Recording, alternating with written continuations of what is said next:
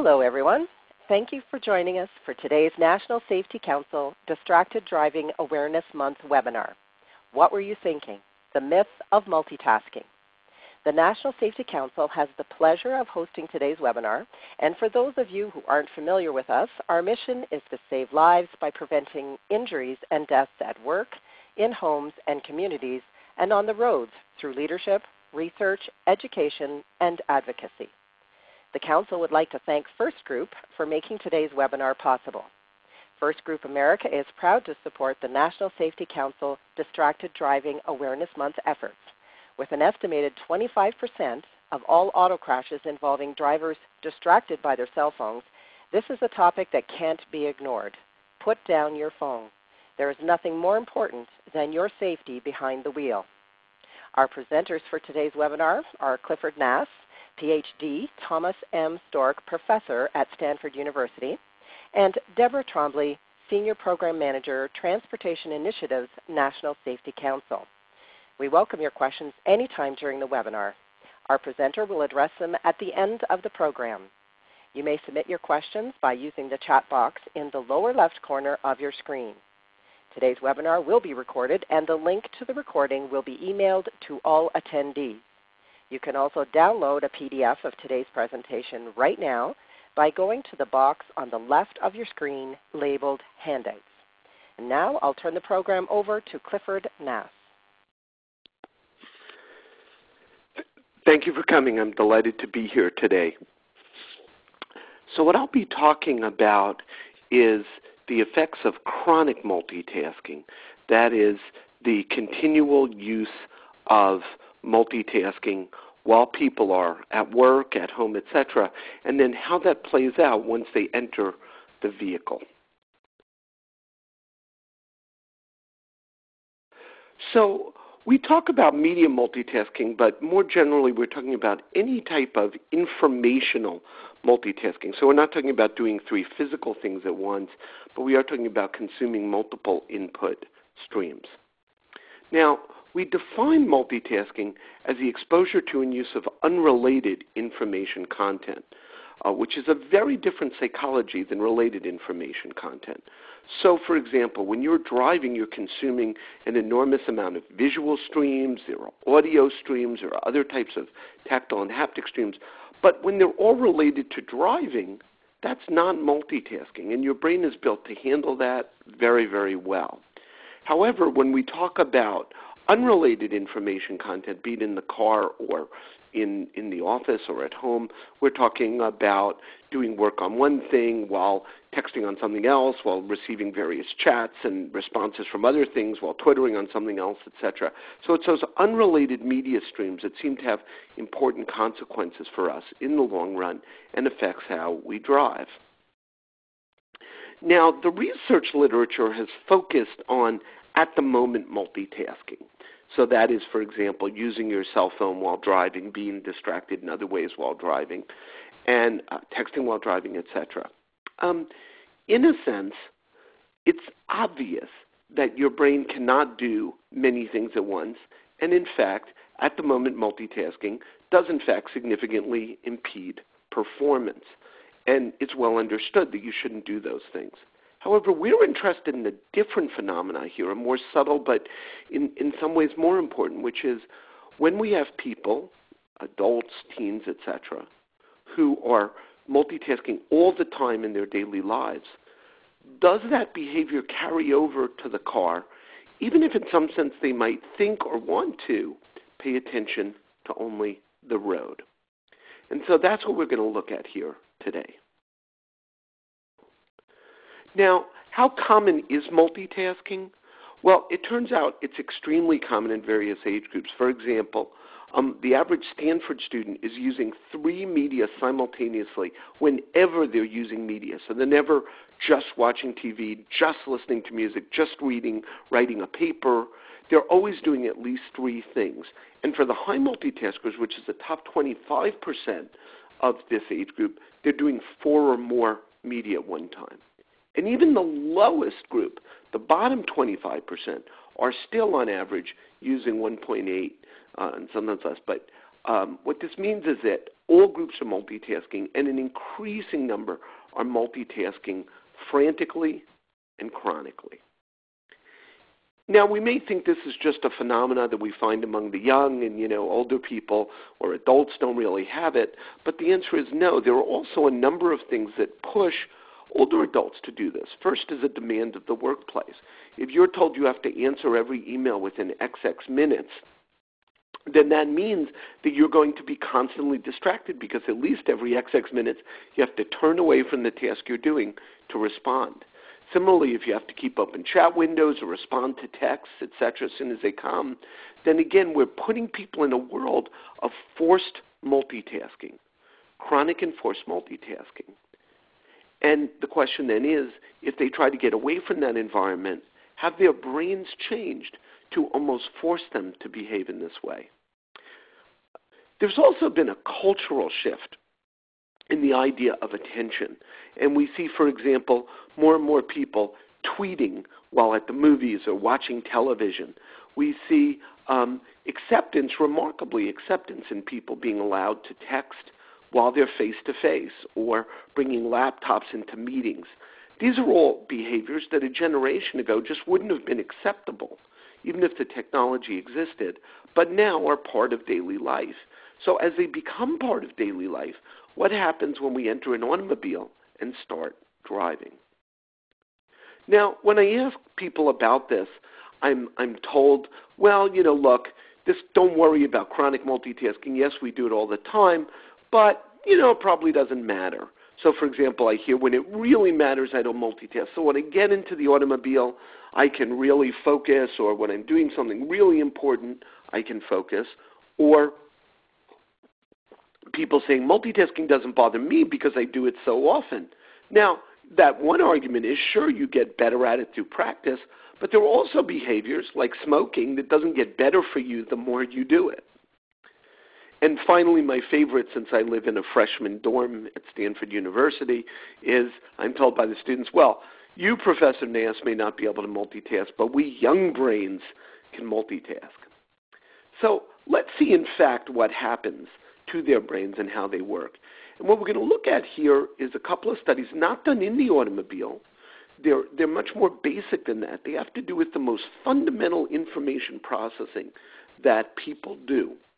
And that is hugely important in driving, as well as every other aspect of life. The first is the ability to filter out irrelevant information. When we're driving, we get streams of all sorts and kinds not related to being safe. There's road signs, there's people talking to us, there's music, there's increasingly a center panel that's providing all sorts of content that can draw us away. Can people filter, focus? Can they pay attention to what's important and ignore what's less important? And then the second capability, which is really related to multitasking, is task switching from one task to another, focusing on the road ahead and then catching a pedestrian running into the street out of the corner of your eye, paying attention to other cars but then noticing there's some danger in the road, a bump or a pothole. How well can we switch from one task to another? And, of course, we start listening to music or using the center panel or what have you, or talking on the phone, and we have to switch back. So are people capable of doing this? So to give you an idea of how profound the effects of chronic multitasking are, I'll show you a study we've done with a number of people, both high and low multitaskers.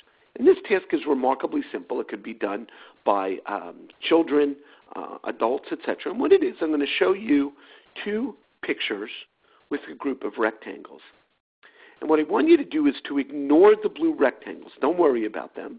And only focus on the red rectangles.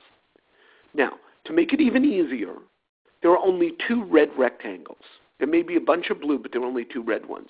So that should make the task easier. To make it even easier, between the two pictures, we're not going to move any of the rectangles in location.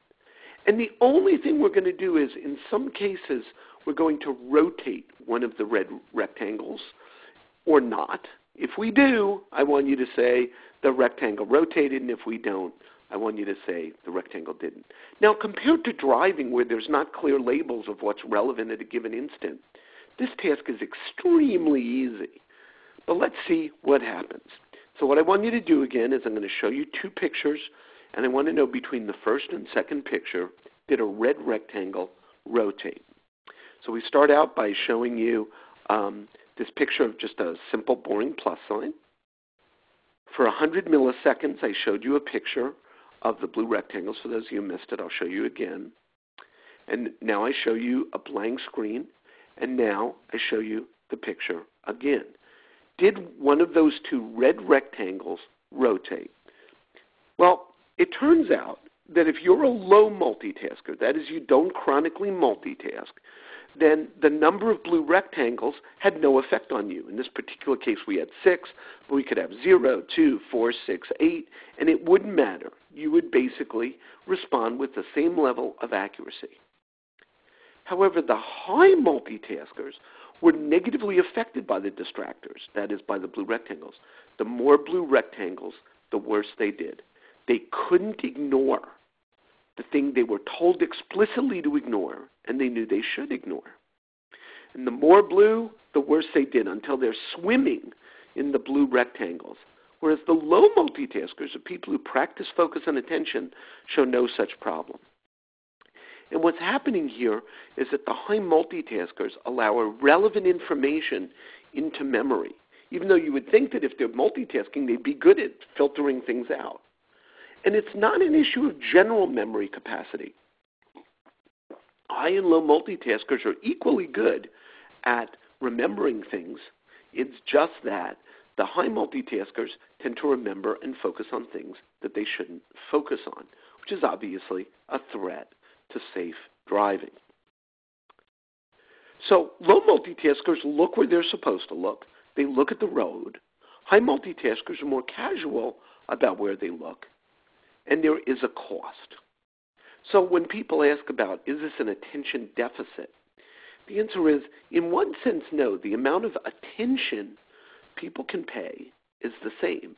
The difference is that high multitaskers spread out their attention, not in a positive way of being alert to other aspects of the environment, but instead in a negative way of constantly looking where they shouldn't look.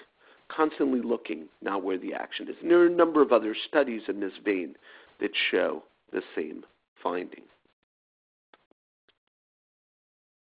Now I'm now going to talk about a different task. This is a task called task switching.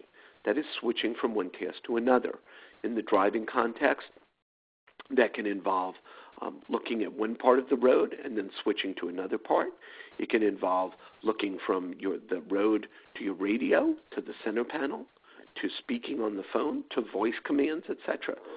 There's an enormous range of times when you transition from the task you're focusing on, or supposed to be focusing on, namely driving, to an unrelated task. And to give you a feel for what this task looks like, again, we're not going to focus on driving, which is a much richer, more complicated activity. We're going to focus on a very simple thing. What we're going to do here is, in this study, we show people the word letter or the word number, followed by a letter-number pair, such as 2B or 7G or 9E, a single digit and a single letter. The order sometimes varies so that the letter comes first. Sometimes the number comes first. And what I want you to do in this task is, after you see the word letter, I want you to say yes if the letter is a vowel and no if it's a consonant. And after you see the word number, I want you to say yes if the number is even and no if the number is odd. Now, the task switching part comes in here because we may ask you to look at the number, to look at the number, to look at the number, and then all of a sudden, letter. And you have to switch from thinking about one thing to another. And this is the most primitive, basic, fundamental function. This task, as well as the other one, occurs in the what we call the newest part of the brain, the prefrontal cortex, the part of the brain that other animals, including mammals, don't really have much of. And in fact, it continues to grow in humans until the age of 25. So it's not only the newest evolutionarily, it's also the newest from the point of view of how your brain grows and evolves. Okay? So here's the task. So again, we're going to see letter and number. So we'll start, and here, we see the word number, and then we see this, and hopefully you said yes. And now we see the word letter, and you now focus on the letter C and say no. If you were still focusing on the number, you would say yes. Now we have letter again, and then we switch back to number. So we do this to people. We give them this varying orders of numbers followed by letters, letters followed by numbers, etc. And what happens? Well, the high multitaskers do much worse at switching from one task to another. So even though they switch all the time, they're constantly switching between tasks, they're actually worse at it and slower at it than low multitaskers. And they get slower and slower the longer the task goes on. They just can't keep their memory neat. They keep on blurring and mixing and confusing themselves with stimuli. Okay, this is a huge problem in the driving context because new and varied types of stimuli appear. More and more types of stimuli appear as we add more information services to cars, and yet they're getting totally flummoxed by what's going on. The high multitaskers can't help thinking about the task they're not doing. So ironically, they're bad at multitasking. Practice makes imperfect. Now, we can ask the question, why? Why do these high multitaskers, even when we give them the simplest of tasks, the simplest tasks require focus or switching, why did they do so badly? And part of an answer is revealed by looking at their brains. So here we see pictures from functional magnetic resonance imaging. These are what are commonly called brain scans. And you see three pictures, three different angles on the brain. I'll ask you to focus on the one on the upper left. And on the upper left picture, in the upper right of the brain, you'll see a little white dot. That little white dot reflects the additional processing used by low multitaskers when we switch from letter to number or number to letter, or in general when we switch. And I should say this little white dot was the picture we saw of everyone in the 1990s when fMRI first started. So that was what everyone used to look like, and that is now the white dot that reflects what low multitaskers look like. However, if you see all that yellow, and you see it brightly in the first one, the second picture you can see an enormous amount of yellow. The white is actually so small it's obscured in that view in the upper right. What is that yellow? That's the additional amount of work that high multitaskers do when they encounter a switch. That is, they activate huge parts of their brain when it's unnecessary. And the cost of that is it makes them slower. Ironically, what is the part of the brain they're lighting up? It's the visual cortex. It's the seeing part of their brain, when really there's nothing more to see. So what happens is high multitaskers take the opportunity of a switch to start frantically filling their brain and looking all around, even though they're in a black metal tube when there's nothing to see. So high multitaskers are built to just fill their brains with brain activity, no matter what. The penalty, of course, is it slows you down. It draws attention away. So if we summarize the world of high multitaskers, which remember is a growing part of the population, not just because younger people are doing it more frequently, but because everyone is being pushed into doing it and culture is supporting it. So these people, these high multitaskers, have poor executive functions. They can't focus where they're supposed to focus, can't ignore relevancy, they can't multitask. And in fact, most profoundly, they want to be distracted. So if we imagine these people with these brains entering vehicles, and again, this is a rapidly growing percentage of the population, how then do we have to think differently about attention in vehicles? And what I'm going to do is suggest three new ways of thinking about attention in vehicles. And of course, this applies beyond vehicles as well. It applies to any safety situation, because to be safe, it means you must focus on the right things and you must be able to switch from one task to another. But within vehicles, we really have three paradigms that need to be changed. The first is that the classical view of driving was drivers really want to pay attention. And we just shouldn't give them devices like cell phones, and we shouldn't give them information services that distract. And when we design things, we should not steal their attention that they truly want to pay to the road. Unfortunately, that's no longer what their brains look like.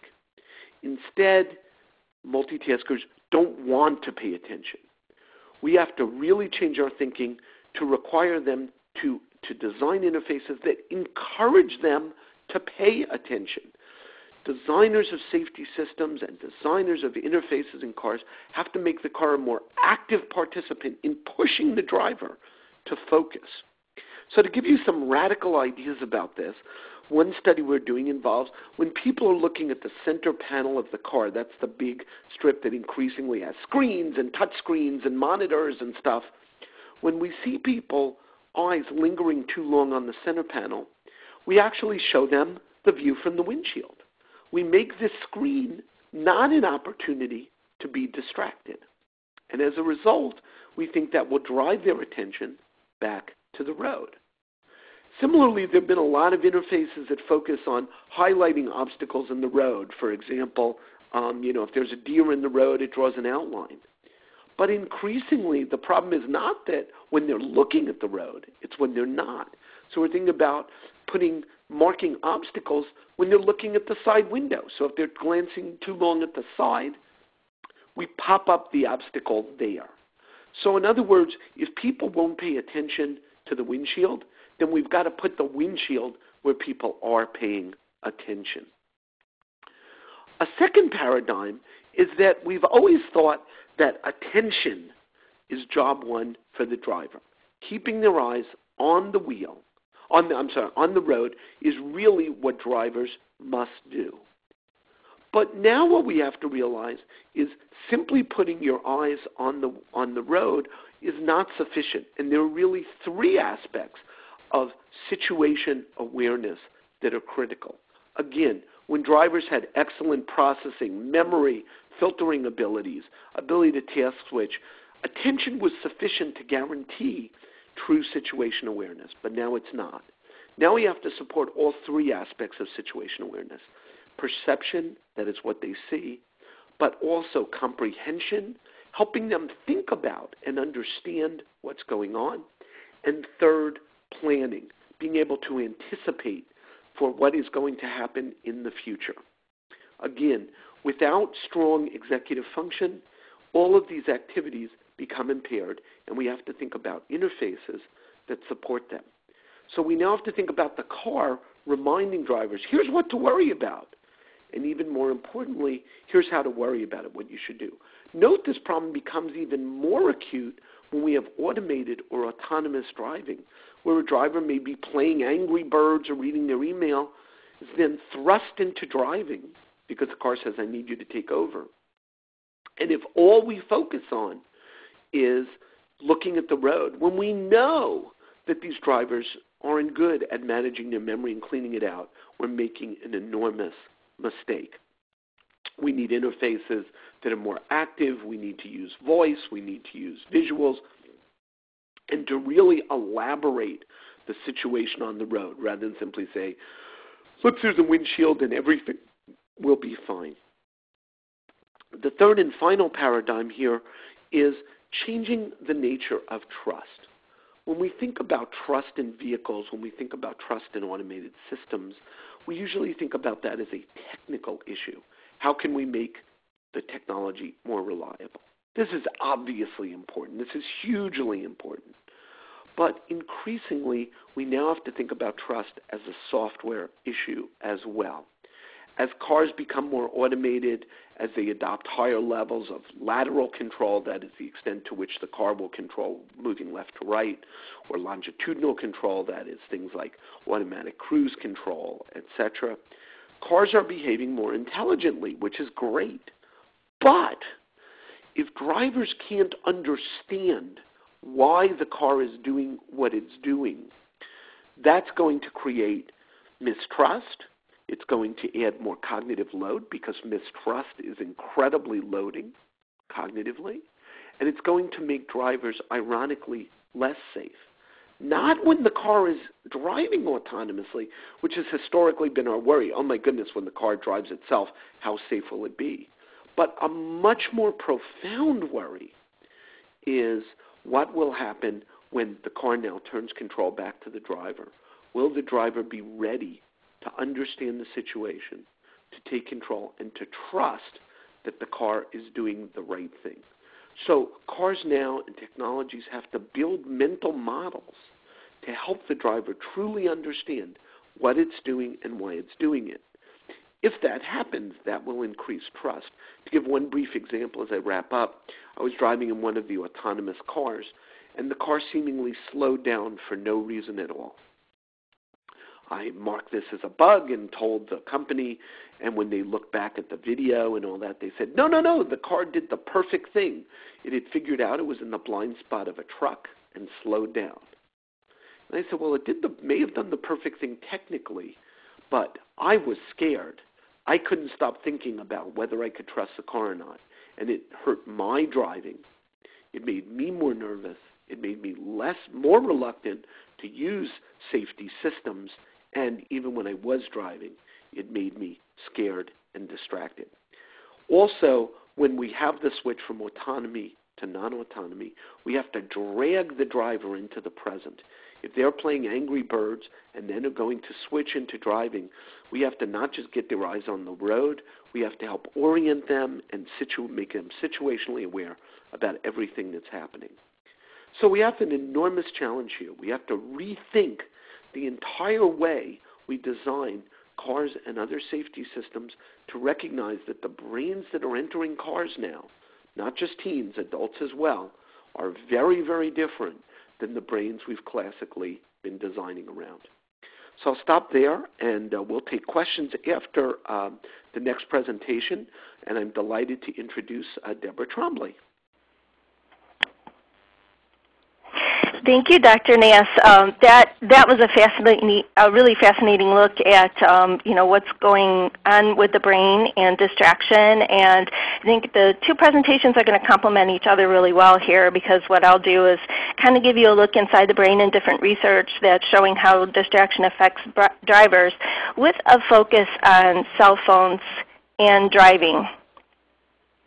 So why do we focus so much on cell phones and driving, particularly beyond, it's a topic that's of interest to a lot of people nowadays. There's a lot of things, as we know, that drivers do other than driving. There's people who apply makeup. We have a man here who appears to be cooking a waffle while he is driving. An issue of why we focus on cell phones is what's called prevalence. It's the number of drivers who are engaged in using cell phones while they're driving, which is the latest federal data about that was just released. I'll talk about that on the next slide. And it's also the lengths of time that they're doing the activity. When people reach behind them for something in the back seat, or we hear a lot of questions about children in the back seat who are arguing, that's very distracting to drivers, clearly. And looking around and reaching into your back seat can be more dangerous than having a conversation. But people are also aware that they're distracted when they're doing that. So they tend to limit their time that they're doing that. The issue with cell phones, and particularly with cell phone conversation, is that drivers are not necessarily always aware that they are distracted. So the way we look at it is if millions of people were cooking waffles while driving, for instance, we would be doing something about it. But that's not what's going on the roads right now.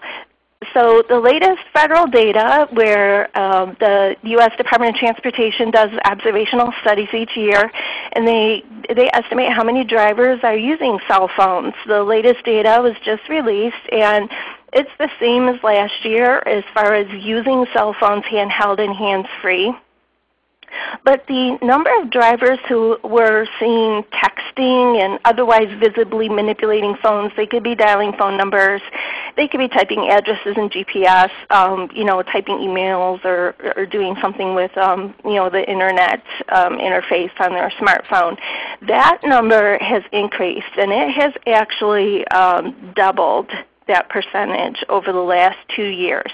And that is despite all the media attention and all the talking and all the concern that people have about texting while driving. So it's quite concerning to see that number increase. And when you look at the federal data, it's the age 16 to 24-year-olds where that jumped most dramatically.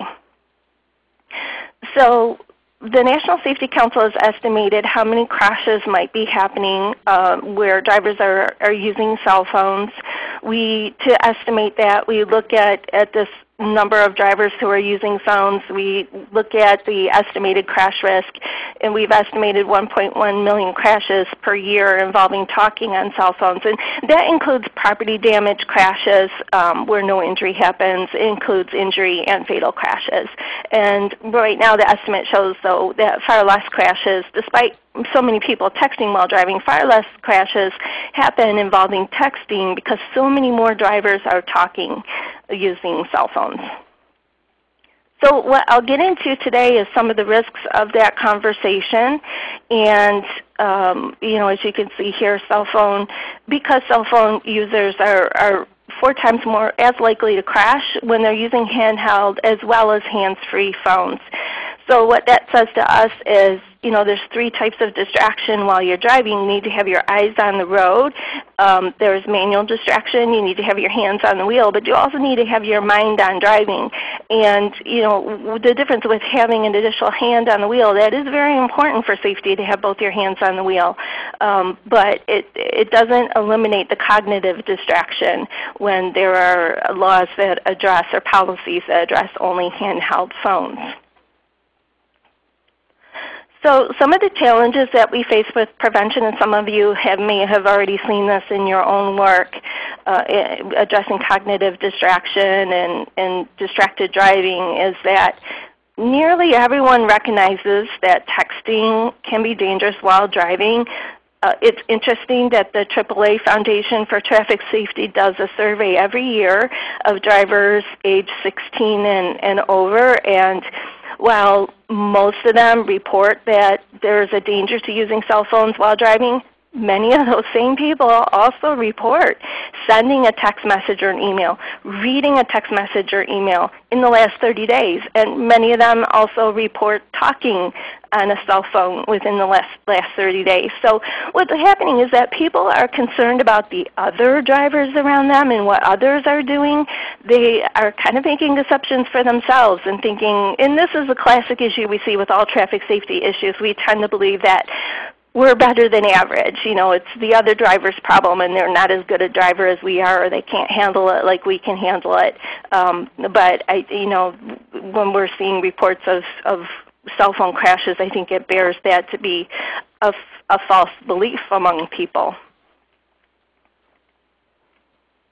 And of course, hands-free is often described as a solution. The hands-free devices are, and you'll see through the rest of my talk today that there are issues with cognitive distraction that hands-free devices do not eliminate. So we have, for Distracted Driving Awareness Month this month, we have released a pretty cool infographic, and it's on our website. And what I'll do today is kind of share with you the information behind the infographic. The infographic has a lot of the information from this webinar in a fun, easy, visual way that you can share with people. But you'll also walk away from this webinar with more information for you about the background of why these things happen and why people hold these myths and why they're wrong. So multitasking, as we've discussed already, it's a cultural thing. It's kind of a popular term where we talk about multitasking. We think we're chewing gum and walking at the same time, or we're talking on the cell phone and driving at the same time, so we are multitasking. What we are actually doing is, as Dr. Nass already discussed, is switching between tasks, although very rapidly. We don't actually do things at the same time. Our brain is processing them separately, but very rapidly. So we have the perception that we are doing these tasks at the same time. It's a brain drain, though, as you can see literally from some of the brain scans, the fMRI scans that Dr. Nash showed. And one thing that's going on, you can think of it as a traffic network in your brain, that with everything that we have to process, those our neurons in our brain are transmitting signals from one area of our brain to another. It's actually working harder than we realize it. We just don't feel it as much as we might feel when we're working out, when we're running, or when we're doing yoga, or whatever your favorite exercise is. If you push yourself a little too much, you can feel it in your muscles. Our brain is not necessarily giving us that physical feedback. So Dr. Nass had talked about switching costs, and here we can apply what happens with that to driving. You imagine a vehicle on a freeway. It's traveling at 55 miles per hour, typical freeway speed. Average driver can go about 21 car lengths before stopping. And what do you see here? I mean, if you just count ahead here, typical view while driving from above is how far is 21 car lengths here. That multitasking of all the switching that happens when you're multitasking takes more time. It's actually very inefficient. If you ever think about something that might happen to you, it happens to me pretty often. I work on several different traffic safety issues, and I tend to work with a lot of focus. And so I might be focused on cell phones and driving and putting a presentation together, and somebody stops at my door and asks a question about a graduated driver licensing law, perhaps legislation is going on in a state. And I find I need a moment for my brain to switch off from one issue and jump onto the other issue. This is kind of what's going on here. If you can imagine yourself when that's happened to you, that's an example of that switching manifesting. And I think people also talk about multitasking, talking on a cell phone while doing laundry, for example. Doing laundry is a relatively safe task. There's some areas of our lives where we may be more able to talk on cell phones while we're doing the other task. There's other areas of life, such as driving, an example you can see in the picture here, where it can take quite a long time to stop a car, when it is much more dangerous to be talking on a cell phone while doing the other task.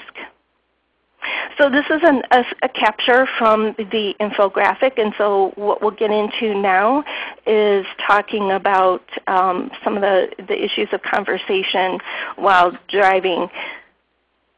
And to give you a look into what's going on in the brain, sometimes it feels like people can identify with things that they can see. We can't see what's happening in our brain, so it feels like a really mysterious place to be. But when we're processing information, as for example right now, your brain is processing the information that you're looking at on the screen. Some may be sending emails or doing something else while the webinar is going on, and your brain is also processing that information.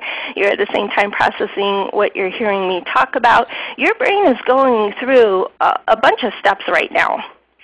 I'm going to get a little bit geeky on you for a moment, just so you have some of the background about what's going on and why there are problems with conversation while driving. What happens when our brains are overwhelmed is, if you look at this, in order to act on information, we need to get that information into our short-term memory. We can't go to the next steps of retrieving information or acting on the information unless we have actually put that information into our short-term memory. What happens when we are talking on a cell phone while driving and it's overwhelming our brain is the brain tends to filter, it chooses to filter information out. And what happens is some information never makes it into that short-term memory. That's just how our brain prioritizes and handles being, being overwhelmed with divided attention. If you think about it like this, the brain may decide to not save a file. Like right now we're used to saving files on the computer. We're saving files remotely in the cloud. What if that file is not saved? You can't retrieve it and act on it, read it, write on it, whatever you want to do with it. The file is just not there. That might be a good way to think about what's happening in your brain. So as that applies to driving, what's especially vulnerable we're finding is visual information. And the reason why people may have a lot of pushback right now about conversation on cell phones is, look at it this way. If the information is never captured by our brains, we're never even aware that it was there. That's what gives me the most chills when I'm reading about the research about this, is that we're unaware when this is happening. We don't know what we don't see. We don't know what we don't know, and that can add up to a pretty dangerous situation. And so what research is showing is that drivers who are distracted by conversation and cognitive distraction they're missing signs, they're missing red lights, they can miss stop signs, they can be on a freeway and be missing their exit sign. Even when they're on a freeway that they've traveled on pretty frequently, they know the area, but they may miss their exit. And I also review quite a few fatal crashes for my role here at the National Safety Council, and I've seen a number of crashes where people are driving on freeways, they're missing their exit, and decide to, instead of driving onto the next exit, people may decide to act immediately and panic a bit, and they wind up crashing at highway speeds into other vehicles, or losing control of their car and rolling over, or going over a median and going head-on into the oncoming freeway speed traffic. And it often winds up with fatal results when that happens. And that's exactly what we're trying to avoid. So this just shows you visually, again, what can happen if information never makes it into the short-term memory so that you can act on it. You can be looking right out the windshield straight ahead of you, but not see everything that is there. There's also an issue with the bottleneck. I get a lot of questions from people where they're saying, well, so I'm talking on the phone and you're telling me I might not be seeing things in front of me. How is that possible? Those are two different things that we're doing. How can conversation and vision possibly be related? But there's many functions we do that are pulled from the same area of the brain. And this is another functional magnetic resonance imaging brain scan image that was done by a study at Carnegie Mellon University that shows brains when drivers were just focused on driving. It was a simulator study. And then their brains when they were listening to sentences. And it wasn't even full conversation where you're thinking about your response and going back and forth in conversation like that. They were being asked true and false questions. And you can see that there's a big difference in the scans here.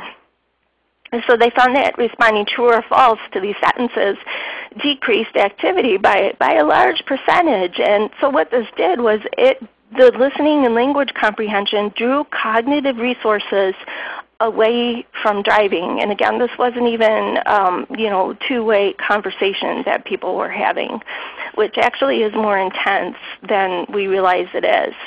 There's also a lot of research that looks at what we think we see and what we don't actually see. Our brains do a lot to kind of fill in visual information for us.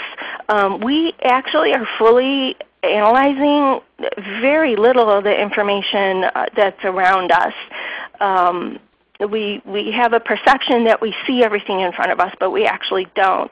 And I'm not connected to the internet right now, but if you go on YouTube and you can Google, the invisible gorilla. Some of you may have seen these videos already, but if you haven't, go to YouTube, Google the invisible gorilla, and you'll pull up several different videos there. that you'll find some interesting things when you watch them, and that demonstrates how we have limited visual awareness. And that can certainly affect us while we're driving as well. And it's called inattention blindness. We're focused on certain things and we don't see others. We can be looking, but we're not actually seeing. We can actually miss seeing about half of the information in front of us. And again, we're not aware of what we're not seeing. So this is, I suspect, a lot why we get so much pushback about the distraction of conversation more than texting, because people themselves are not aware that they're missing all this information. It's interesting too that, and this is similar to what Dr. Nass was just saying, is that a University of Utah study has found when drivers are talking on cell phones, both handheld and hands-free while driving, they have a harder time distinguishing between high and low relevant objects. So they may not be perceiving in that moment a difference between a pedestrian or, say, a plastic bag flying across the road. The plastic bag may capture their attention more than a pedestrian, but the plastic bag in that situation is not the most relevant object. I know that's happened to me. You can be on the freeway and see a piece of cardboard or a bag flying and vehicles are swerving around it, but really if you think about it, hitting a plastic bag is not going to cause a lot of trouble. So that's where sometimes we have a hard time discerning, what is relevant information for us and what's not. This is another study that shows drivers actually on the road, and they had equipment that was tracking where their eyes were looking, and they were using hands-free devices and conversing on them. And you can see where drivers who are not using the hands-free cell phone look. This is in black and white, but if you look to the, let's see, I think I have a pointer in here. If you look here to the left, you can see that there's a school bus here. When drivers were using and talking on the hands-free phone, you can see the blue box is much smaller. Drivers tend to scan far less. They tend to focus on the roadway just in front of them. If you look outside the box up here, really, if you're following proper defensive driving practices, you should be focused way up here to see what potential hazards may be coming out. There could be a car pulling out over here. Certainly the yellow school bus is not within the blue box. The drivers are not focused on all of this information so much. They're really getting a sort of a tunnel vision on what's right in front of the vehicle. So what can happen, and this is true with all traffic safety issues as well as cell phones, is that every time we do something risky and something bad doesn't happen, because crashes are still a rare event for people, that reinforces our belief that we can do this risky action safely. But as you can see in the previous slide, when we're focused on just the area right in front of the vehicle, we're not watching for the hazards that can happen up ahead. And that's a very important role to play while we're driving, is to always be watching for future hazards. And when the hazards happen, we're less able to respond to them. This is a screen capture from the infographic that we have on our website, and I'll show you in a little bit where it's located. And you can use this infographic to share with people and educate them. You can see here that one thing we hear as well isn't impaired driving, being impaired by alcohol, worse than cell phones. And I certainly, having worked on impaired driving issues myself, would not disagree by any means that impaired driving is a big problem. With cell phones, what we're finding is that they can actually have a slower reaction time than drivers who are impaired at the 0.08 BAC level. Why is that? Well, what's happening is that reaction time to respond to hazards up ahead of us, because of the distraction in the brain and the switching costs, is that we need time to watch for the event, to process that it's a hazard, to decide that we're going to respond and act. And that's not something to underestimate. It really requires a lot of resources from our brain and a lot of information processing. And it also involves time for us to actually move our foot to the accelerator or to the brake. But what research is showing is that when people are talking on cell phones, this reaction time, it's this time that your brain must be engaged. That is the time that is slower, which is, it's pretty interesting. This is a big pushback that we get from people is, isn't talking to someone on a cell phone no different than talking to someone in the car? We'll talk about that a little bit. What happens is that adult passengers, I want to caution that this is not true for teen passengers. What we're finding with inexperienced drivers, teen passengers, is that they are a very large crash risk to teen drivers. They're very distracting. But for adult passengers, crashes are actually decreased when there's an adult passenger in the vehicle. Adult passengers are a benefit to safety. They act as sort of a co-pilot for the driver. They are experienced drivers themselves, so they are aware when the driving situation is getting challenging. They can moderate their conversation, most importantly. What happens on a cell phone is the person you're talking to on the phone can't see the driving situation. They don't know when you're in a more challenging driving situation, and they may continue talking, or they may have stopped their sentence. And silence is really strange on a phone, if you've noticed. If you're there in person, there's all of our body language that we kind of unconsciously process, and it doesn't feel so strange to be silent.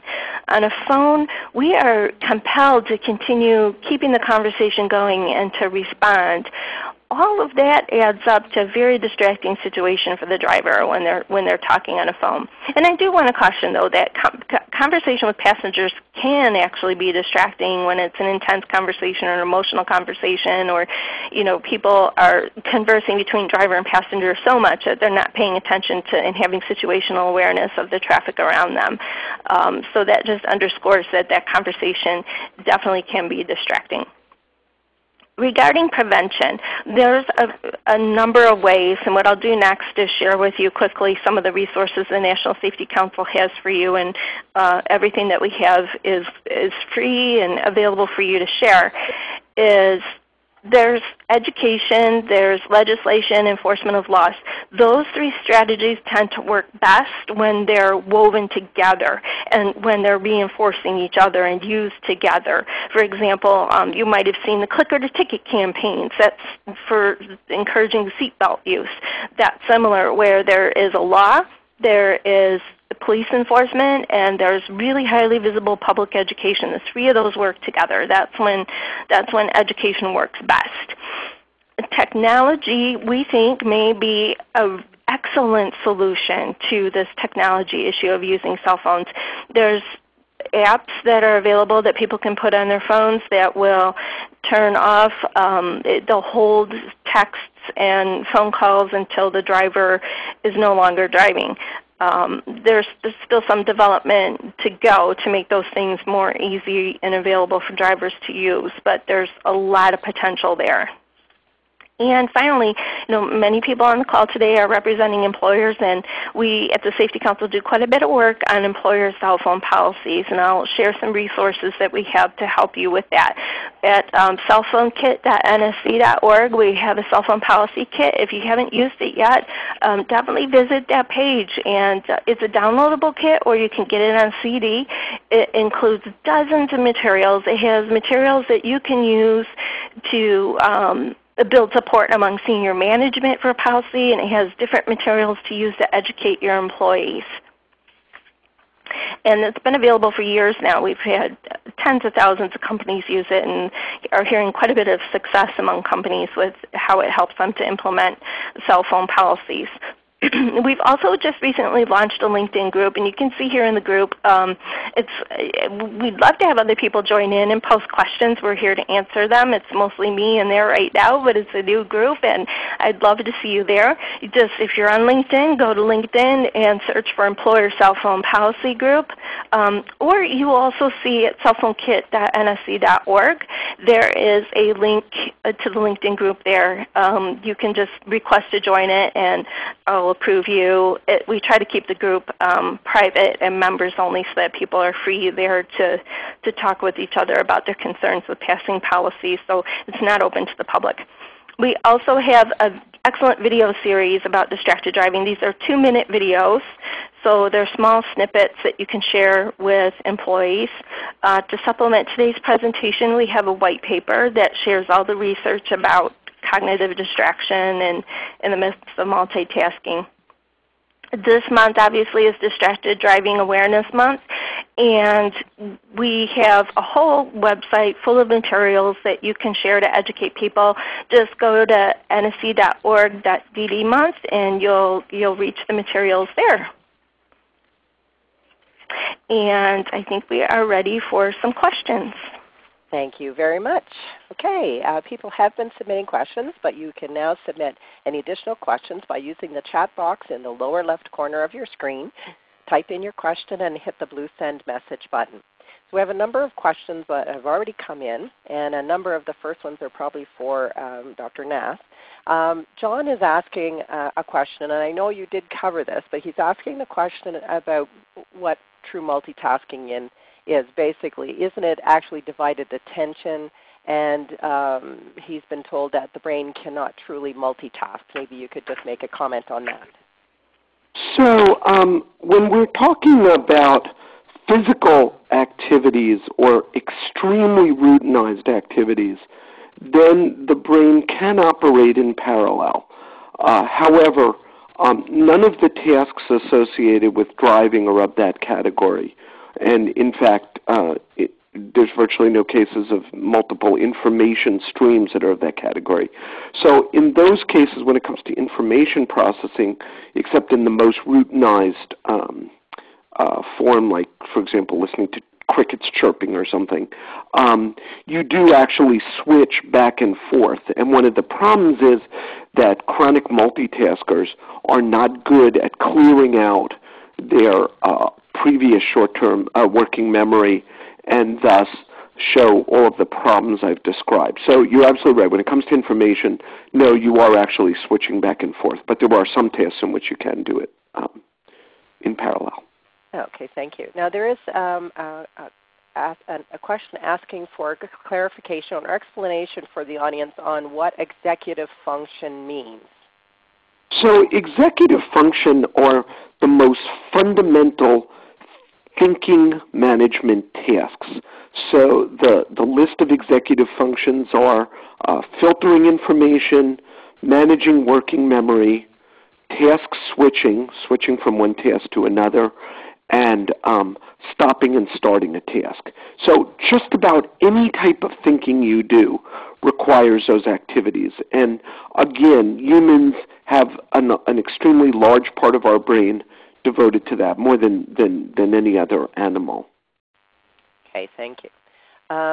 Jean is asking, is there any long-term data showing that high multitaskers tend to have less occurrences of Alzheimer's and dementia when compared to their low multitasker counterparts? It's a great question. No, we don't have that data at all. Unfortunately, the whole field of chronic multitasking is only 3 or 4 years old. The first paper, which we did, was in 2009. A lot more data needs to be done. The types of issues that are implicated in Alzheimer's, it's unlikely, but certainly possible that high versus low multitasking would not show differences there, but we just don't know. Okay. Victor asks, approximately what is the percentage of multitaskers on the road today? Do we have any stats on the subject? Great question. what we don't know, unfortunately, it of course varies by age. Younger age groups show higher levels of multitasking, although we see dramatic increases in chronic multitasking in all age groups. We know that the top 25% of people in various age groups show very significant negative effects. So we can say that at least 25% of drivers on average are showing significant negative effects of chronic multitasking. Okay. Carl asks, do you have information on the various state laws as it relates to driving while texting or handheld or even hands-free devices? That would be a Deborah question.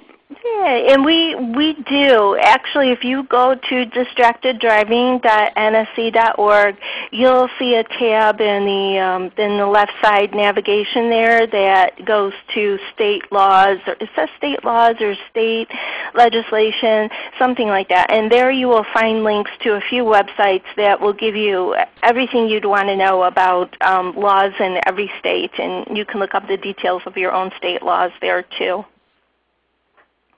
Okay, and Michael is asking a question. I hope you'll know what it's related to specifically. He says, have vehicle accidents also increased at the same rate? That's a good question. That's one we get a lot. I think that what people want to do is to show that as cell phone use has increased and cell phone crashes may have increased, that overall crashes have also increased at the same rate. What has happened is that crashes fell dramatically for several years, starting with 2008, but they are increasing again now. I want to caution that there are a lot of factors that are involved in the reduction in crashes. So you may not necessarily see with an increase in any factor that it would shake out to an increase in all crashes. You know, for example, when crashes were decreasing over the past few years, crashes involving motorcycles were increasing dramatically. So there's a lot of counteracting trends going on within the overall national data. And there's a lot of reasons for the decrease. There's the economy had an impact. As Dr. Nass has talked about, there's more technology in vehicles that prevent vehicles from rolling over. There's lateral control technology that's becoming more often in vehicles. These are all reducing crashes. So that's why you may see some factors increasing, and while overall crashes could be decreasing. Thank you. John is stating, it would seem that listening to a book on tape would have similar distracting effect on the driver, more so than music or talk radio. Am I extrapolating the study data correctly? So we have some data on this question. Music without lyrics especially is processed in a different part of your brain than many of the other driving-related tasks. So that one would be less distracting. Music with lyrics is a little less clear, but certainly a little more distracting than just music. Books on tape, the interesting problem there is, believe it or not, whether it's a first-person or a third-person book. When it talks about I, people actually do tend to put themselves more into the book, become less present, become more distracted. So that's an effect. But also it has to do with how related the book is to what you're doing, etc. So content matters a great deal. Nonetheless, you can sort of tune out, as it were, a book on tape when the driving situation becomes difficult because you're not forced to respond in the same way you are with a cell phone call. Okay, thank you. All right, we have time for one more question, and this question comes from Patrick. Are there any good apps that you recommend using to lock out iPhones while driving? You know, right now with iPhones, I believe Apple, there's something about how Apple works that they don't have, the apps that need to use something in the technology to be able to block calls are not available on Apple. Regarding apps that work on other phones, NSC does have a partnership with a company that's called Aegis, AEGIS Mobility, that has an app that will work on other devices, and you can get information about technology and a link to that on our distracteddriving.nsc.org website. Thank you very much. The National Safety Council would like to thank our presenters Clifford and Deborah, our sponsor First Group America, and all of you for joining us today. All attendees will be sent the link to the recorded webinar. Also, please take a moment to complete a brief survey about today's presentation. The survey will appear shortly. Thank you and have a safe day.